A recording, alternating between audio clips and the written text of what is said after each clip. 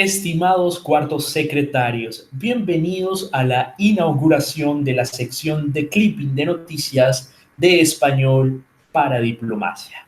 En esta sección encontrarán la lectura de noticias en lengua castellana, de noticias de política internacional y de política exterior. En nuestro clipping semanal, que lo recibirán cada lunes, ustedes podrán tener un acercamiento a las noticias que son importantes y relevantes en Brasil, Latinoamérica y el mundo. Recuerden que para poder ayudar, para poder auxiliar en la preparación de la prueba de lengua castellana del concurso de admisión de carrera diplomática, es necesario tener un acercamiento con el idioma. Y qué mejor que con la lectura de noticias de política internacional y de política exterior extraídas de los informativos y de los noticieros más importantes y prestigiosos del mundo. Recuerden que este nuevo programa es para que ustedes lo escuchen cuando estén realizando diferentes labores, cuando estén en el coche, cuando estén alistando a sus hijos, cuando estén simplemente meditando o de igual manera cuando estén descansando. Siempre que tengan la posibilidad de escuchar este clipping de español, háganlo. De esta manera estarán totalmente informados y de igual manera tendrán un acercamiento, insisto, con la lengua española. El día de hoy tendremos la lectura de tres noticias importantes. El primero del prestigioso diario colombiano El Tiempo y la segunda y la tercera noticia de la BBC en español. Mi nombre es Camilo Andrés Guerrero Martín y bienvenidos a esta nueva sección. En cuanto a la primera noticia del diario El Tiempo, titula Los libros que asustan a Trump y que no quiere que se lean en Estados Unidos.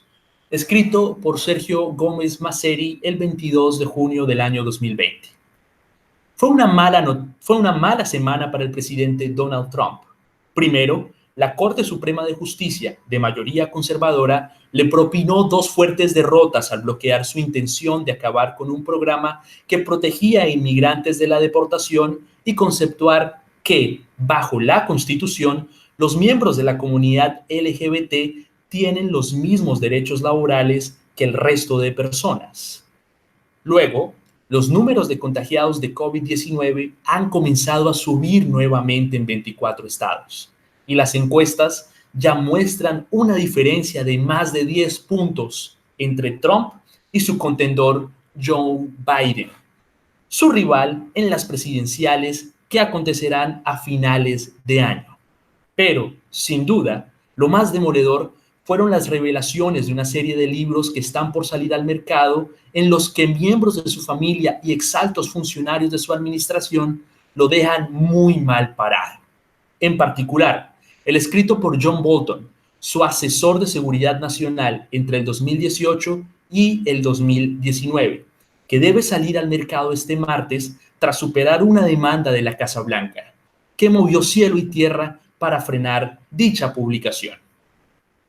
El juez, Royce Lambert, consideró que es demasiado tarde para emitir una orden de restricción, porque, si bien estimó que el exasesor Bolton pone en riesgo la seguridad nacional de los Estados Unidos, el gobierno no probó que una prohibición fuera un remedio apropiado, puesto que el texto ya tuvo una gran difusión. De acuerdo con el editor, más de 200,000 copias fueron enviadas a librerías en todo el país. En su crudo relato, Bolton suelta varias bombas. Quizá la más poderosa de ellas es cuando dice que el presidente, en repetidas ocasiones, utilizó su poder para obtener favores de otros países con fines electorales y alega que durante el proceso de destitución que se adelantó en el Congreso, los demócratas se quedaron cortos al enfocarse solo en Ucrania. Bolton, de esta manera, considera que obtuvo presente o que estuvo presente mejor cuando el presidente le pidió al líder del país investigar a Joe Biden y cuando ordenó retener la ayuda militar para Kiev para presionar el inicio de dichas investigaciones. Y de allí, probablemente, el título que le puso a su libro, El cuarto en donde sucedió. Pero de acuerdo con Bolton, ex asesor del presidente Donald Trump, la maniobra de Trump en el caso de Ucrania es casi un modus operandi que lo vio emplear en muchas instancias. Narra, por ejemplo, un encuentro con el presidente de China Xi Jinping en Japón, donde Trump le pidió comprar productos agrícolas de estados en el centro del país que lo ayudarían a ganar las elecciones presidenciales. A cambio, según Bolton, el presidente le ofreció eliminar aranceles para algunos productos chinos. Es más, dice Bolton, no recuerda una sola decisión, entre comillas, del mandatario que no estuviera amarrada a un cálculo electoral. En su libro, Bolton cuenta también cómo Trump ofreció en varias ocasiones manipular la justicia de su país para favorecer a un líder de su agrado. Así lo habría hecho en diciembre del año 2018, cuando le prometió al presidente turco Recep Tayyip Erdogan que lo ayudaría a frenar una investigación que adelantaba en el Departamento de Justicia contra un banco de ese país por violar las sanciones que contra Irán pesaban. En el texto de Bolton, del cual se conocen apartes porque fueron distribuidos previamente a la prensa, está lleno de anécdotas que recopiló en sus 17 meses al lado del mandatario republicano. Algunas escandalosas, otras inverosímiles. Como cuando dijo que le parecía cool invadir Venezuela y que se peleaba con asesores por no ofrecerle opciones militares para derrocar a Nicolás Maduro en un país que, según Trump, le pertenecía a los Estados Unidos. Y, con frecuencia, increpaba a sus militares por querer permanecer en Irak y Afganistán para objetar una invasión a Venezuela. En su relato, Bolton también cuenta que el presidente no sabía que el Reino Unido era una potencia nuclear. Creía que Finlandia era parte de Rusia y se quejaba con frecuencia por las sanciones impuestas a Moscú.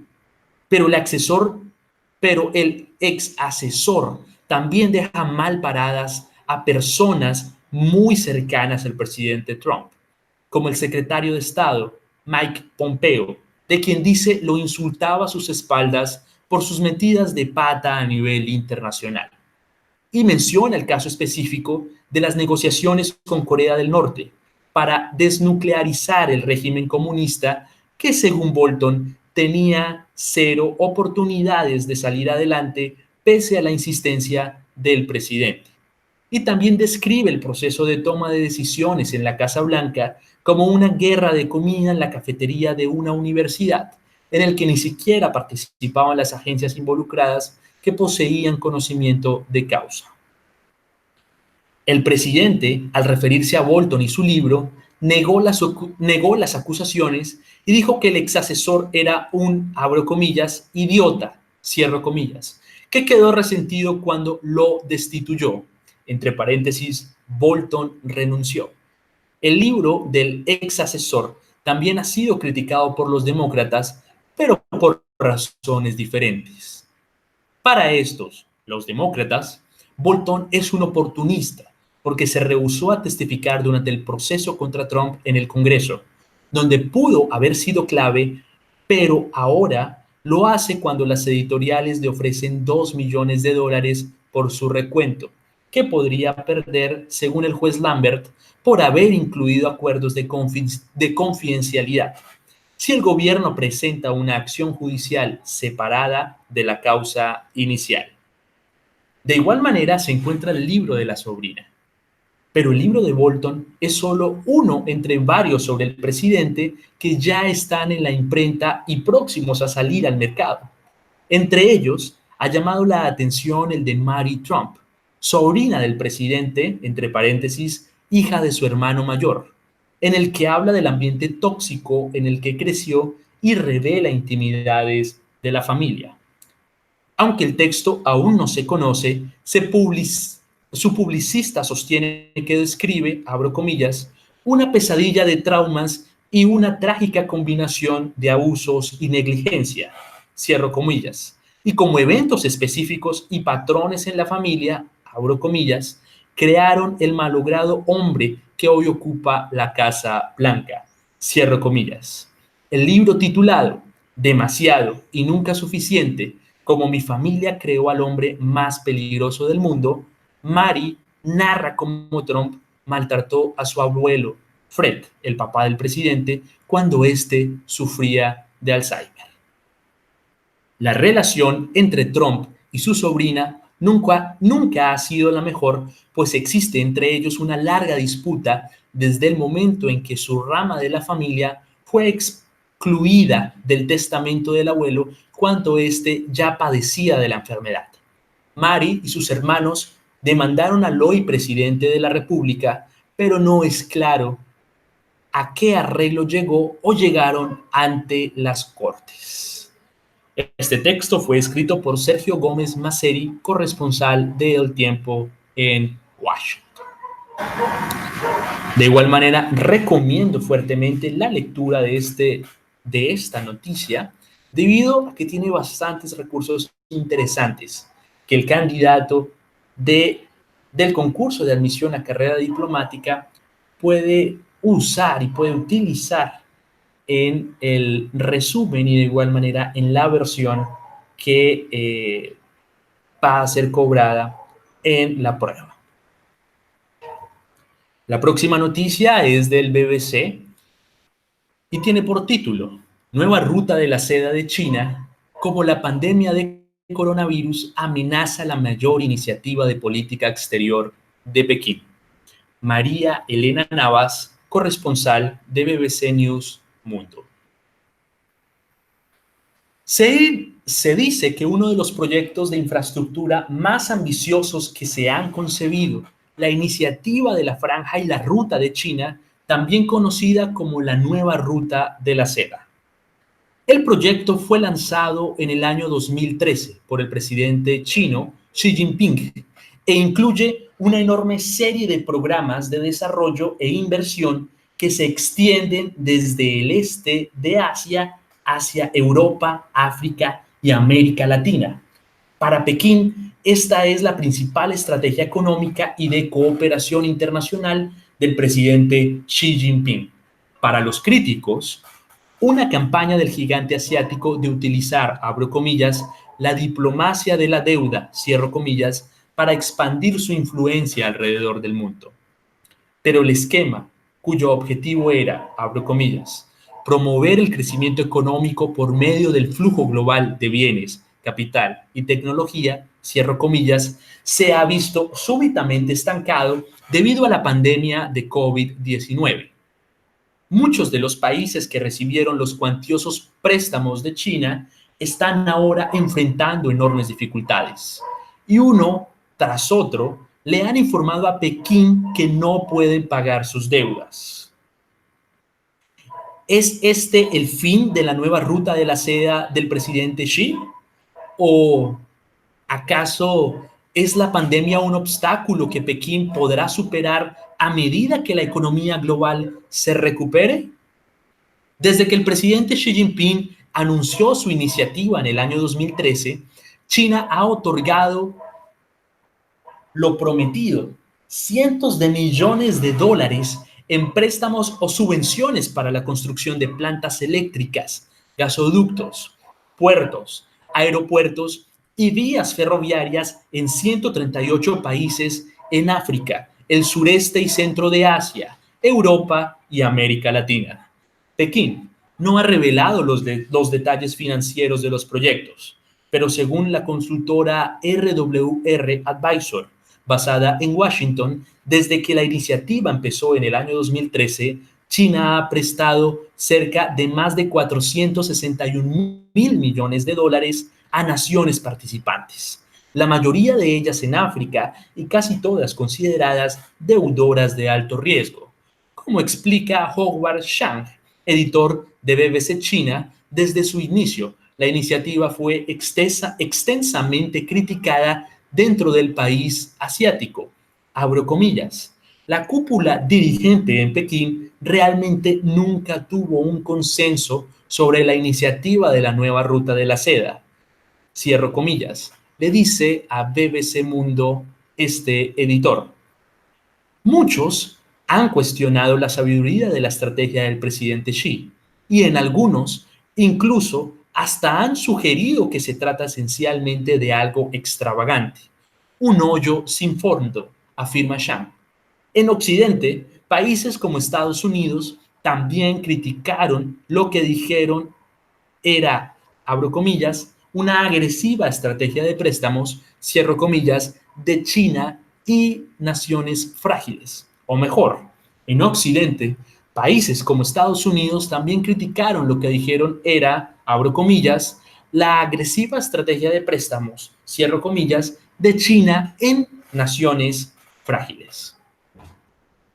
Pero Lauren Johnston, investigadora del Instituto de China de la Escuela de Estudios Orientales y Africanos, SOAS, de la Universidad de Londres, cree que la mayoría de los acuerdos de inversión de la nueva ruta de la seda han sido beneficiosos para las dos partes. Para los gobiernos que necesitan acceso a financiamiento, ya sea para la nueva infraestructura o para el desarrollo de su juventud, aun si esto está asociado a una deuda con China, los beneficios siguen superando los costos potenciales, le dice Johnston a BBC Mundo, porque ¿de qué otra forma los países pobres van a poder dejar de ser un país pobre? Agrega la investigadora.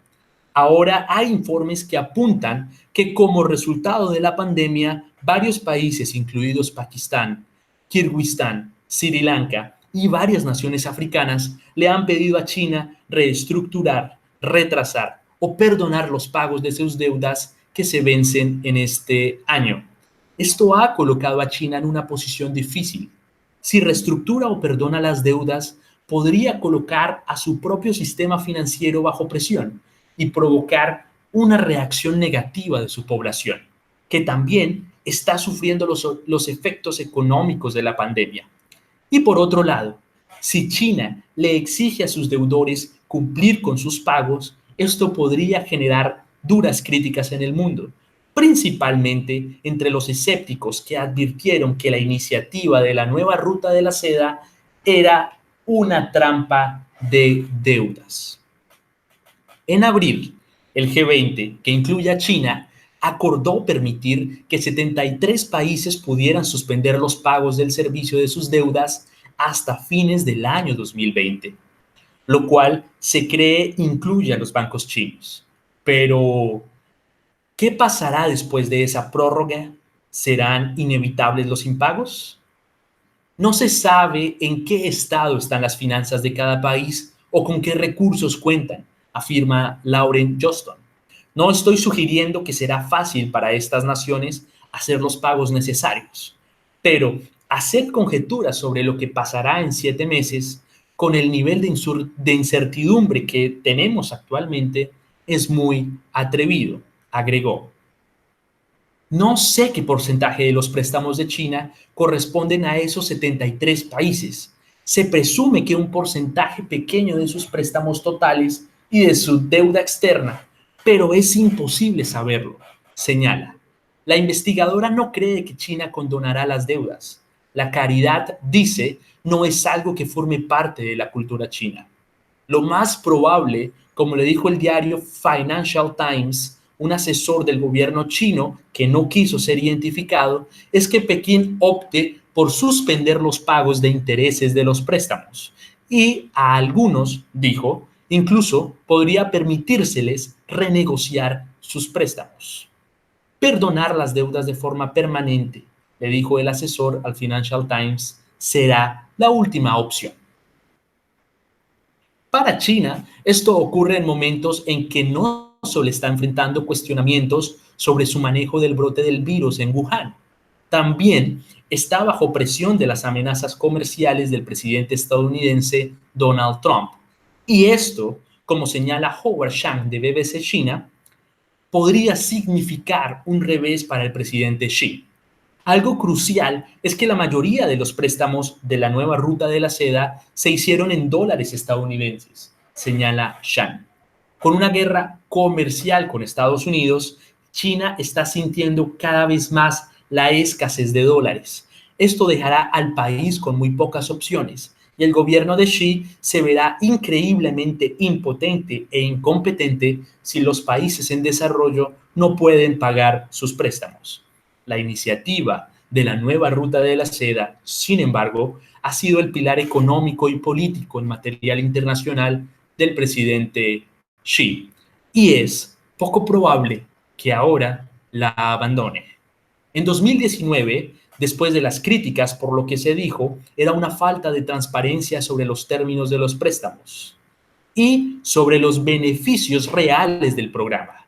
Xi lanzó una nueva versión de la iniciativa, prometió mayor transparencia y dijo que los proyectos seguirán lineamientos internacionales de contratación. La pandemia ha significado que muchos de los planes estén suspendidos por las medidas de cuarentena que han impuesto muchos países. Y con la crisis económica que enfrenta el mundo, es poco probable que el programa comience en los próximos meses a mostrar resultados para que Pekín pueda justificar el dinero invertido. No se cree, sin embargo, que este sea el final de la nueva ruta de la seda. El editor del servicio chino de BBC, Howard Chang, señala que con la pandemia, Pekín podría repensar su estrategia y enfocarse en algunos de los proyectos más exitosos.